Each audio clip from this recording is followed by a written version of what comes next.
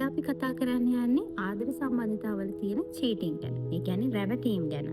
ඒ cheating කියන්නේ රැවටීම් කියන්නේ හැම වෙලේම ආදරේ නැති නිසා වෙන දෙයක් නෙවෙයි.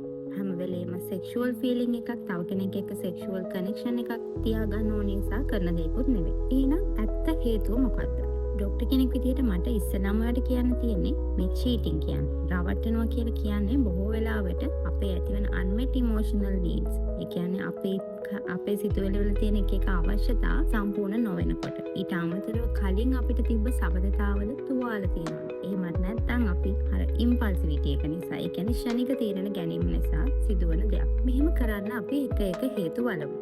පළවෙනි දේ තමයි ඉමෝෂනල් නිග්ලෙක්ට්. ඒ කියන්නේ චිත්ත වේගීව එයාව ගණන් නොගෙන සිටීම නිසා. දිගු කාලයක් තමන්ගේ දිහා බලන්නේ නැතුව, තමන්ට අහුම්කම් දෙන්නේ නැතුව, තමව වැලියු කරන්නේ නැතුව ඉන්නකොට පිටින් එන පොඩි ඇටෙන්ෂන් එකටත් බ්‍රේන් එකෙන් ලොකු පවර්ෆුල් මෙසේජ් එකක් දෙනවා. ඒ වෙලාවට එළියෙන් එන පොඩි සිග්නල් එකකට උනත් කෙනෙක් ඉක්මනින්ම නැඹුරුවෙන්න පටන් ගන්නවා. දෙවෙනි එක තමයි ඩෝපමින් හයි එක. ඩෝපමින් කියන්නේ අපි කියුවා ඇට්‍රැක්ෂන් හෝමෝන් එක.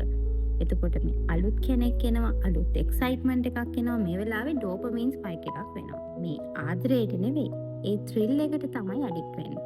තුන්වෙනි හේතුව තමයි අවොයිඩන්ට් ඇටැච්මන්ට් ස්ටයිල් එක තියෙන අය. ඒ කියන්නේ අවොයිඩන්ට් ඇටැච්මන්ට් ස්ටයිල් එක කියන්නේ සබඳතාවල ගැඹුරින් ආදරය කරන්න, ගැඹුරින් සම්බන්ධතාවය පවත්වා ගන්න ඩීප් ඉන්ටිමසි එකට බය අය. එයාලා රිලේෂන්ෂිප් එක ස්ටේබල් වෙනකොට, ඒ රිලේෂන්ෂිප් එක හොඳ මැචුවර් වීගෙන එනකොටම ඒගොල්ලෝ එකට බය වෙනවා. ඒ වෙලාවේ එයා රිලේෂන්ෂිප් එක කඩලා බිඳලා දාලා වෙනත් දෙයකට යොමු වෙන්න පටන් ගන්නවා.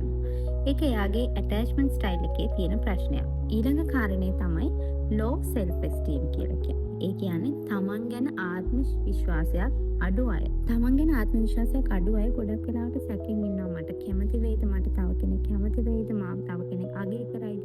ඒ වගේ අය ගොඩක් වෙලාවට එක්ස්ටර්නල් වැලිඩේෂන්, ඒ කියන්නේ පිටින් කෙනෙක් එයාව වර්ණනා කරනවට හරිම කැමතියි. පිටින් කෙනෙක් එයාව වැලියු කරනවට හරිම කැමතියි.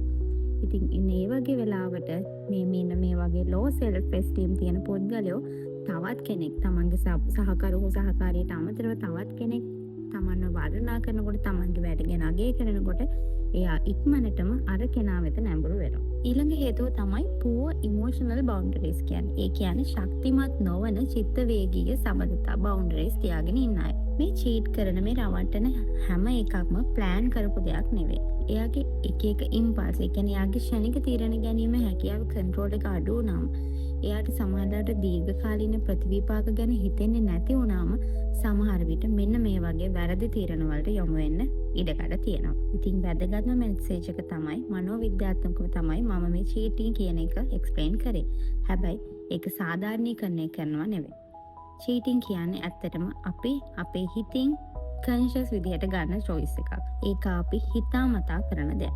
ඉතින් ඒ හින්දා ඔයාට මොනියම් වෙලාවක හෝ ඔයාගේ සහකාරියව චීට් කරන, රවට්ටන්න කියලා හිතෙන ඕනෙම වෙලාවක ඔයාට ඒක හොඳින් කල්පනා කරලා නවත්ත ගන්න පුළුවන්කම තියෙන්න ඕනේ. අනිත් ඒ තමයි කෙනෙක් ඔයාව චීට් කරනවා, කෙනෙක් ඔයාව රවට්ටනවා කියන්නේ ඒක ඔයාගේ වටිනාකම ගැන තියෙන ප්‍රශ්නයක් නෙවෙයි. ඔයාගේ වටිනාකම අඩු හින්දා එයා කරන දෙයක් නෙවෙයි. ඒක එයාගේ ඉමෝෂනල් මැචුරිටි එක ගැන ප්‍රශ්නයක්. එයාගේ චිත්ත වේගීය පරිණතභාවය ගැන තියෙන ප්‍රශ්නයක්. ඒ නිසා තමයි එයාට ඒක තේරුම් අරගෙන එහෙම නොකර ඉන්න හිත හදාගන්න බැරි වෙන්නේ. ඉතින් තවත් මේ වගේ තොරතුරු දැන ගැනීමට ෆලෝ කරන්න evidence based relationship psychology content සඳහා.